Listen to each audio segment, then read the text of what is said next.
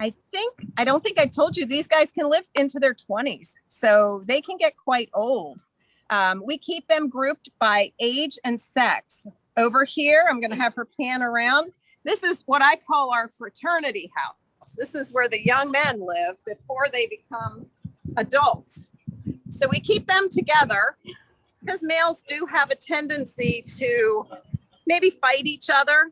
The larger males may pick on these little boys if they're put in with the big boys.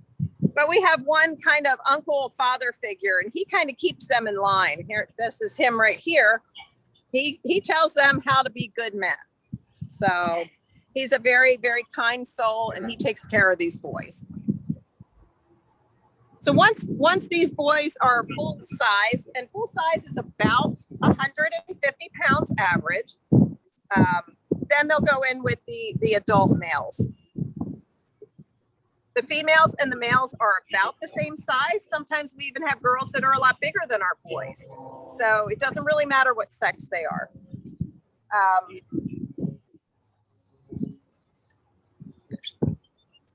Trying to think what else to tell you guys. Are there any questions from the group? Does anybody have a question that they'd like to ask Beth? Put it in the chat and I can tell her what you're interested in knowing.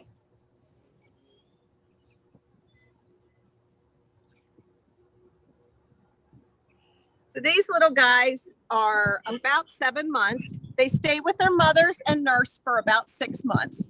So after shearing this year, they had a rude awakening. They got taken away from mom. They got put over here in the boys' pasture, and now they're learning to function as adults. So they will forevermore be away from their mothers. The females and the males can start having babies when males don't have babies, but they could be used as the sires when they're between 2 and 3 years old. So these guys are still quite a bit young for that. So they're just going to enjoy their bachelorhood here in this pasture. The girls are all kept in the barn over here. And they're out grazing their pasture right now. I think what she's looking at right now is the boys. Hopefully you can see them. They're just out enjoying the beautiful day we have today. So we do have a couple of questions, Beth. Excellent. Somebody wanted to know if your farm is open to the public. Yes, we do tours.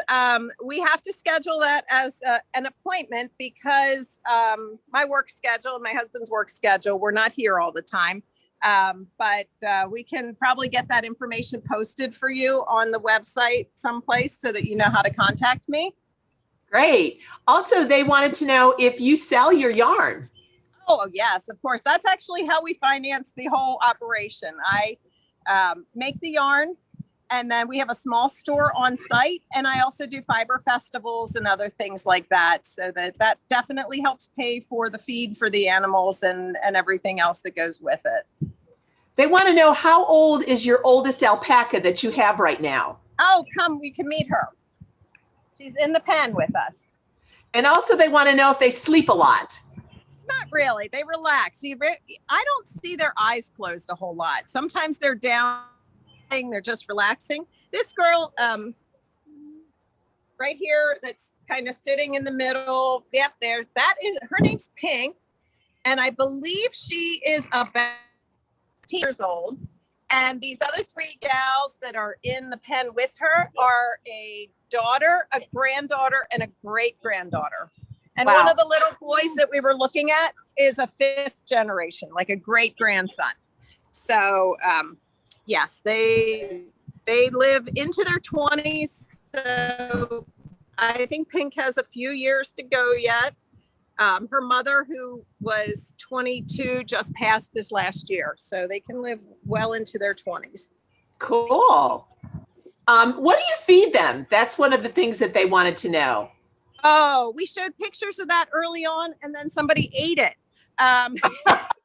So they eat grass, they eat hay, and then they eat a pelleted grain, which you could feed. It's similar to what a horse or a pig or a goat would eat.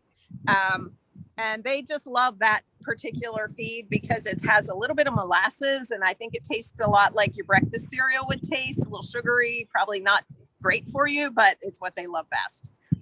How much do they eat during the day? They graze constantly. Well, she just picked her head up, but if you look at those boys, they're always chewing on grass. They're looking for grass all the time. Cool. So other than when they're sleeping, they're eating.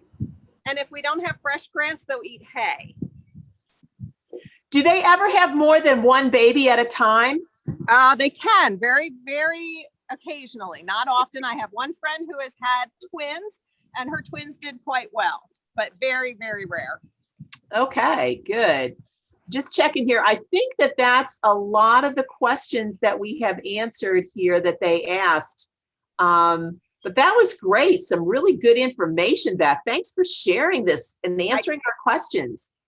Autumn just reminded me of a question that we wanted to go over because your story today is about llamas, and these are alpacas. So the main difference is, because I don't have a llama to show you, llamas are much larger. So I said these girls are probably 130 to 150 in weight. Llamas can be over 300 pounds and way taller. Like I'd have to look up to a llama, where these guys are right about at my shoulder height. Wow. Alpacas are known for their fiber. So they have very nice fiber over most of their body.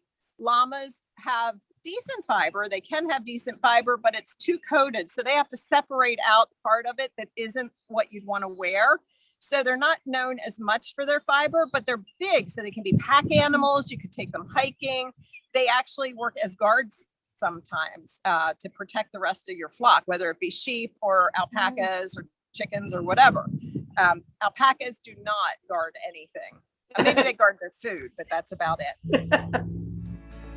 Great. Thanks, Beth. That's wonderful. You're very welcome. I'm betting that it's time for